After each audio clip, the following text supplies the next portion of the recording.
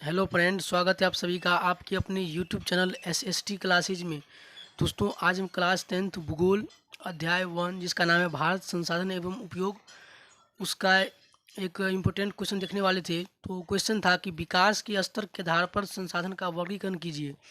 तो विकास के स्तर के आधार पर हमने संसाधन का 4 प्रकार से वर्गीकरण किया था, जिसमें से 3 प्रकार पिछले की वीडियो में हो चुका है और इस वीडियो में उसका चौथा और लास्ट प्रकार है। तो चौथा प्रकार है संचित कोश संसाधन क्या है। तो देखिए, इसका परिभाषा हम देख लेते हैं। तो ऐसे संसाधन जो भंडार संसाधन के अंश ही है, जिसे उपलब्ध तकनीक के आधार पर प्रयोग में लाया जा सकता है, उसे संचित कोश संसाधन कहते हैं। अर्थात ये जो संचित कोश संसाधन है, ये भंडार संसाधन के ही अंश है। अब ये भंडार संसाधन क्या होता है, इसे आप पिछले वीडियो में समझ चुके हैं, लेकिन फिर भी थोड़ा बता देता हूँ। देखिए, भंडार संसाधन का मतलब ये होता है कि वो संसाधन हमारे आसपास पर्यावरण में मौजूद होता है, वो मानव की आवश्यकता को पूर्ति करने में भी सक्षम होता है, लेकिन उनका उपयोग करने के लिए हमारे पास उस तरह का टेक्नोलॉजी नहीं होता है जिससे हम उसका उपयोग कर पाएँ। तो वो होता है भंडार संसाधन। तो यहाँ बोला है कि ये संचित कोश जो संसाधन है वो भंडार संसाधन के ही अंश है। अर्थात वो जिस प्रकार से भंडार संसाधन है उसी प्रकार से ये है, इसलिए हम कह सकते हैं कि ये संचित कोश संसाधन उसी का एक अंश है, उसी का एक भाग है या उसी का एक टुकड़ा है, जिसे उपलब्ध तकनीक के आधार पर प्रयोग में लाया जा सकता है। अर्थात इस संसाधन को भी भंडार संसाधन की भांति ही जो तकनीक उपलब्ध होगा भविष्य में, उसके आधार पर हम इस संसाधन को उपयोग में ला सकते हैं।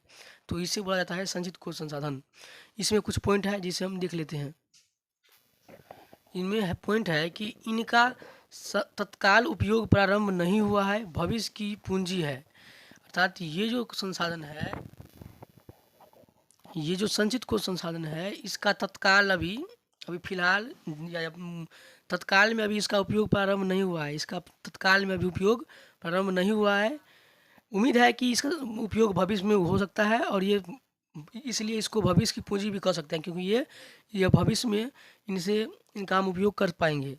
अब इसका जैसे क्या होगा, तो इसका जैसे में है नदी जल, अर्थात जो नदी का जो जल है उसका हम भविष्य में उपयोग करेंगे। कैसे कि मान लीजिए कोई ऐसा तकनीक आएगा जिसके सहायता से हम क्या करेंगे कि नदी के जल को हम जल विद्युत में अर्थात बिजली पैदा करने में उपयोग करेंगे। और चूँकि बिजली का आवश्यकता लगभग सभी को है और विभिन्न क्षेत्रों में बिजली का उपयोग है, तो ये हमारा भविष्य की पूंजी हुआ ना कि नदी के जल से हम जल विद्युत अर्थात बिजली उत्पन्न करेंगे जो हमारी आवश्यकता को पूर्ति करेगा। इस प्रकार से हम भविष्य में इसका उपयोग करेंगे।